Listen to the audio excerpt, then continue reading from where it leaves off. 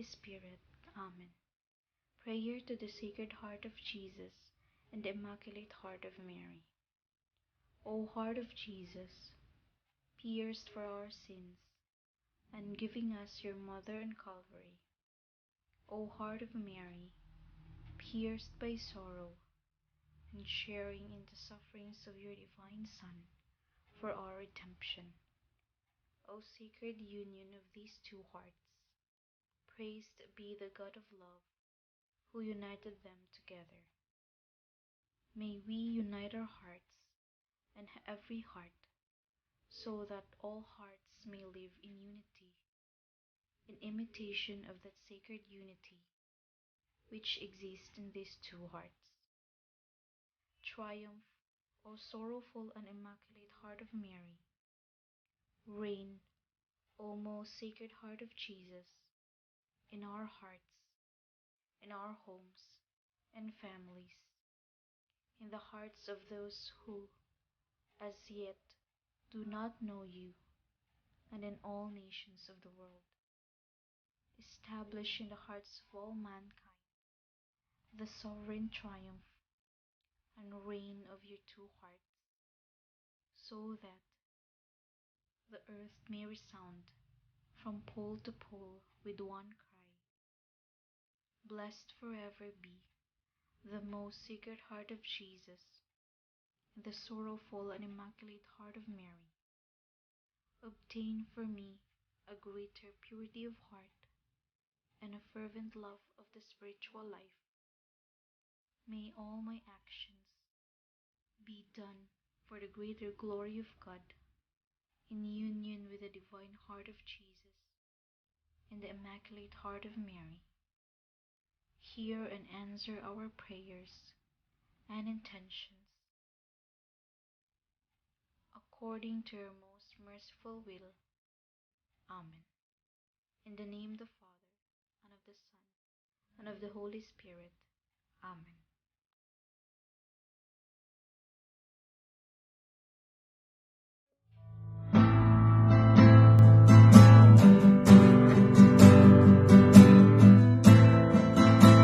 Sing hallelujah to the Lord, and sing hallelujah to the Lord, and sing hallelujah, sing hallelujah, sing hallelujah to the Lord. And sing hallelujah to the Lord. And sing hallelujah to the Lord.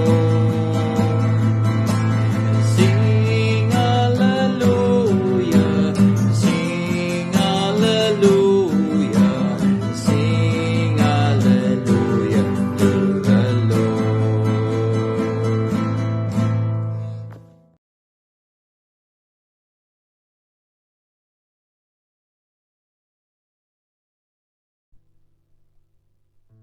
A reading of the Holy Gospel according to Matthew chapter 8 verse 1 to 4.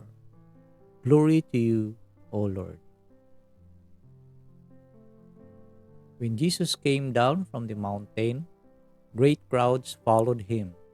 And then a leper approached, did him homage, and said, Lord, if you wish, you can make me clean. He stretched out his hand, touched him, and said, I will do it. Be made clean. His leprosy was cleansed immediately. Then Jesus said to him, See that you tell no one, but go show yourself to the priest, and offer the gift that Moses prescribed.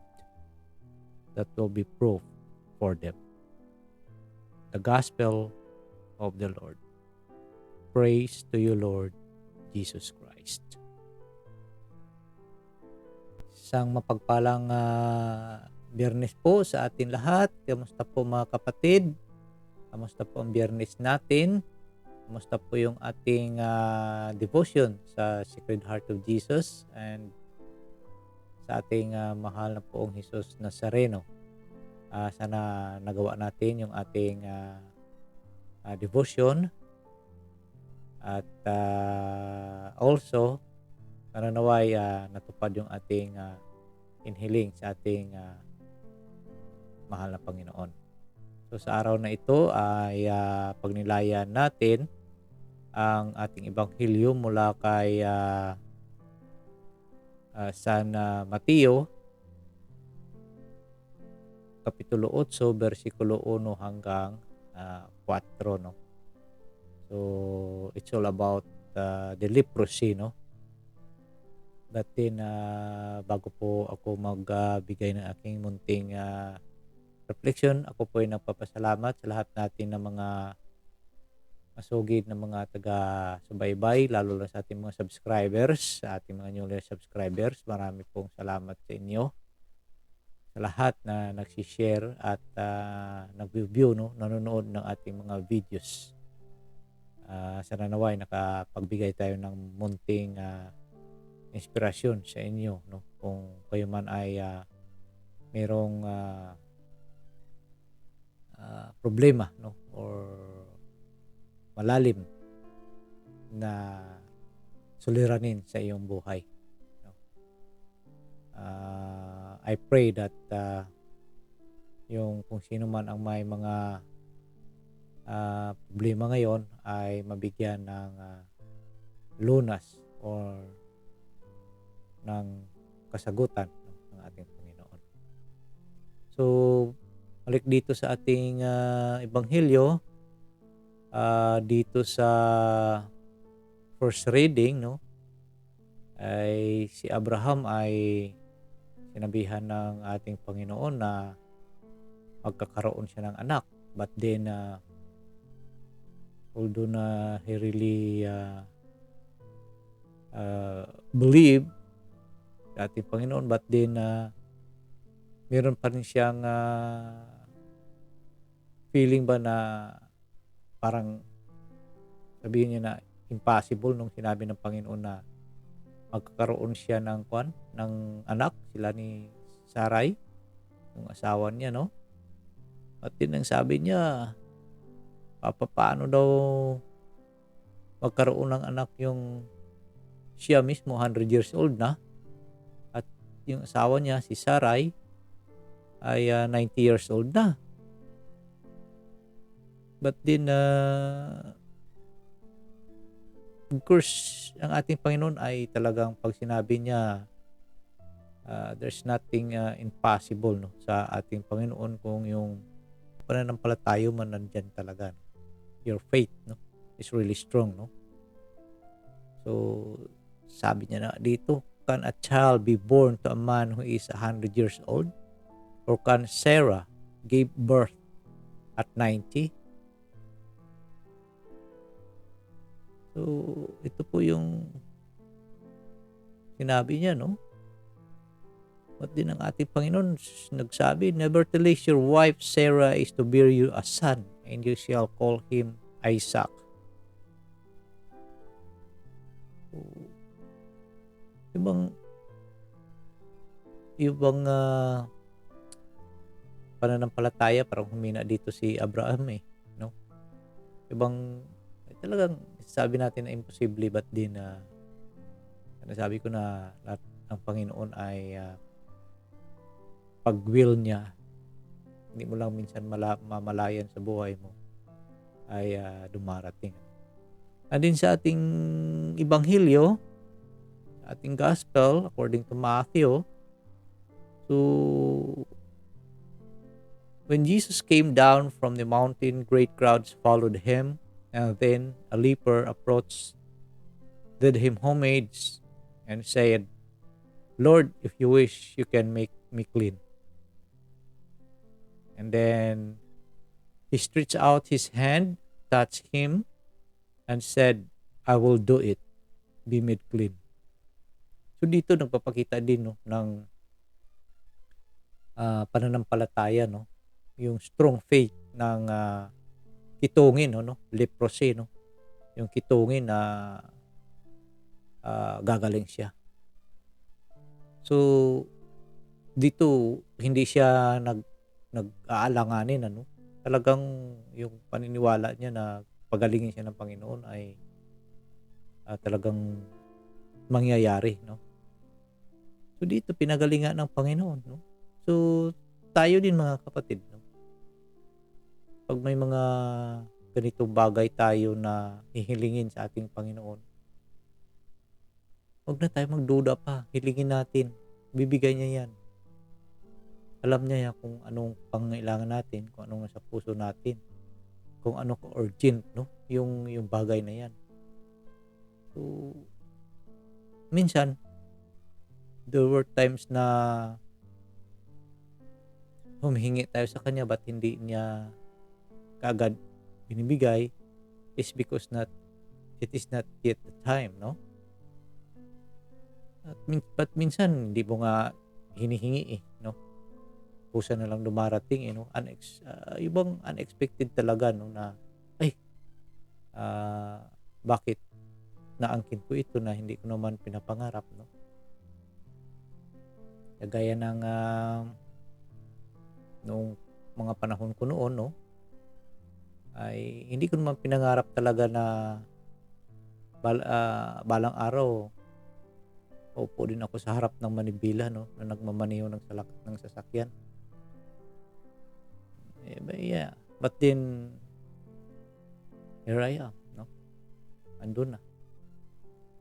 So noon, kahit na nga sabihin na yung pagdaan ng eroplano, ewan ko, hindi ko maalala kung nag-wish ba ako na makasakay din ako o what. Hanggang tingin na lang. Kasi siyempre, sa uri ng buhay ninyo, maiisip po ba yun na makasakay ka rin ng eroplano? Kaya ang mahal kaya ng pamasahe. But then God has a good plan for you. As long as you are remain in Him, talagang bibigyan kanya ng biyaya. But din yun lang nga, sundin mo lang yung kalooban niya, no? So,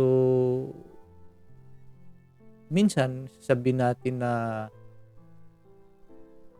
although ibang hindi ka natutong maniwala, no, noong mga panahon mo na may Panginoon. Although you know that there is God, but ibang paniniwala mo ay napakababaw ba? Ba't din binibigyan ka pa rin niya ng pangangailangan mo, no, sa araw-araw. Surprisingly, no.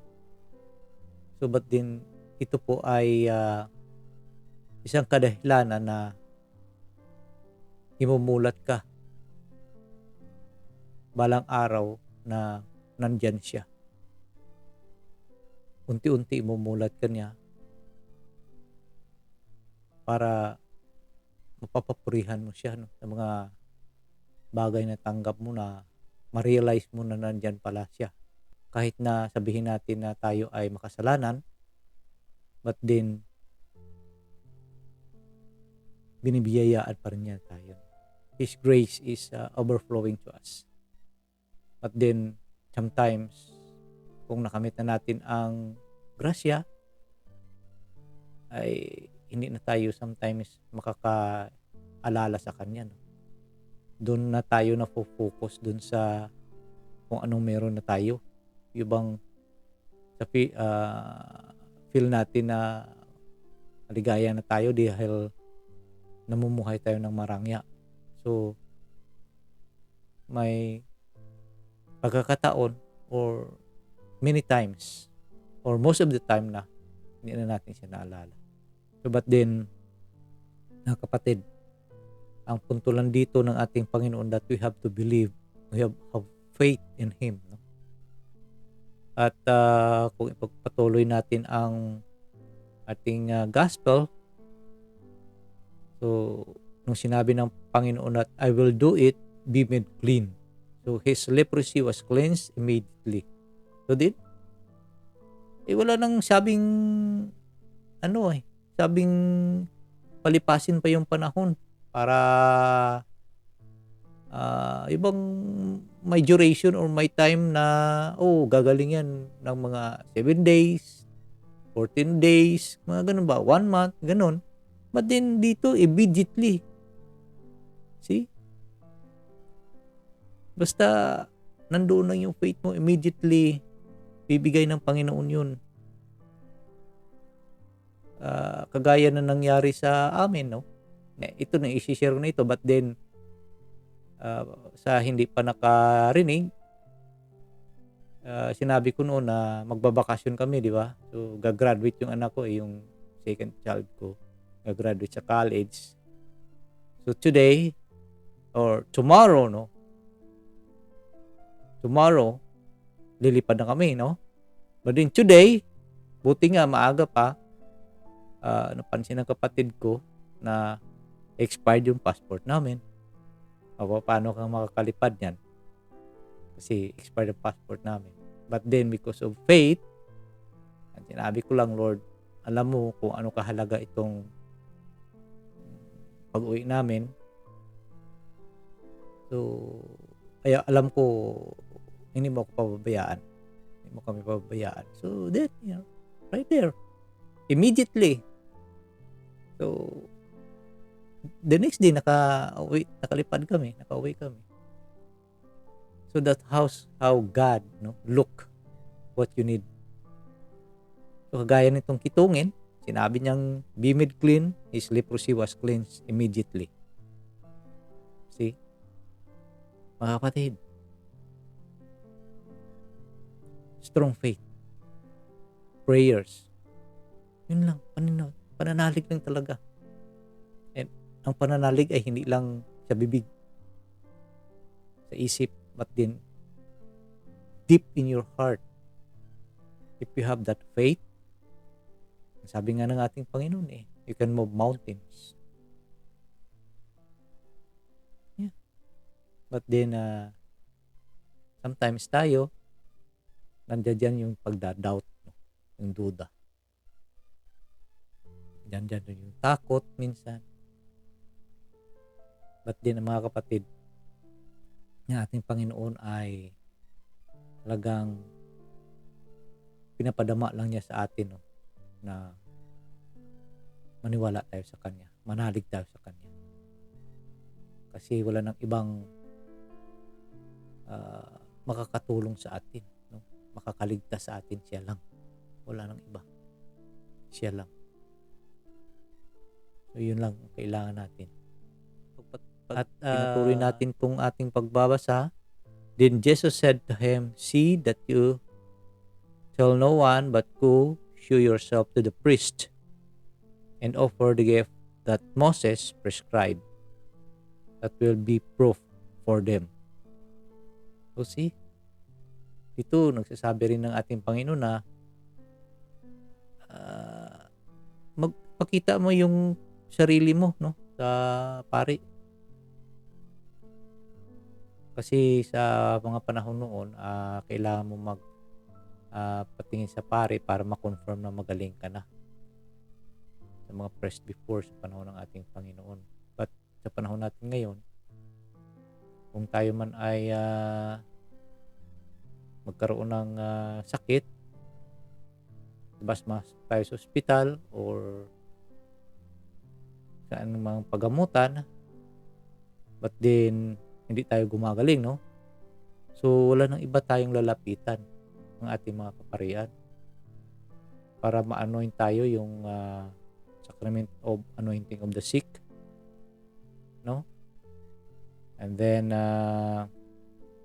basta ibang huwag na tayong lumapit sa albularyo dahil lalong lalala pa yung sakit natin, mga kapatid. So all of these things are ang gusto lang ng ating Panginoon ay manalig tayo sa Kanya.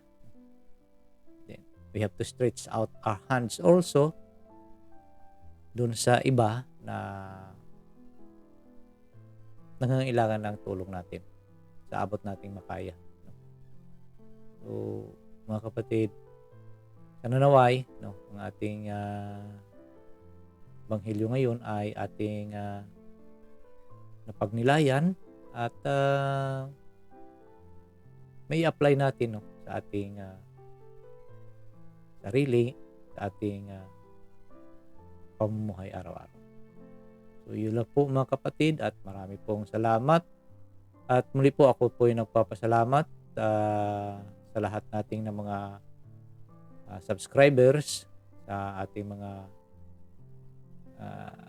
tumatangkilik, no, or sa mga tumatangkilik ng ating munting gawain na ito, ng ating munting channel na ito.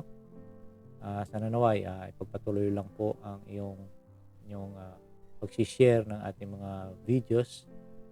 At I pray and I hope that yung munting sinasabi natin dito ay makapagbigay, no, ng paalaala, no, or reminders, or nakabigay ng inspirasyon din, no, sa inyo. So sa muli, marami pong salamat, at sana naway ang Panginoon ay ipadala sa atin ang banal na Espiritu para po tayo ay gabayan sa ating araw-araw na pamumuhay, na hindi tayo madala ng kung anumang tentasyon na pumapalibot sa atin. So mga kapatid, wag lang po nating kalimutan na kumapit lang po sa patalim ng salita ng ating Panginoong Jesucristo. Maraming salamat at God bless us all. Manalangin po tayo. Sa ngalan ng Ama, ng Anak, ng Diyos, Espiritu Santo. Amen. Let us pray. Spirit of wisdom and understanding, enlighten our minds to perceive the mysteries of the universe in relation to eternity. Spirit of right judgment and courage, guide us and make us firm in our baptismal decision to follow Jesus' way of love.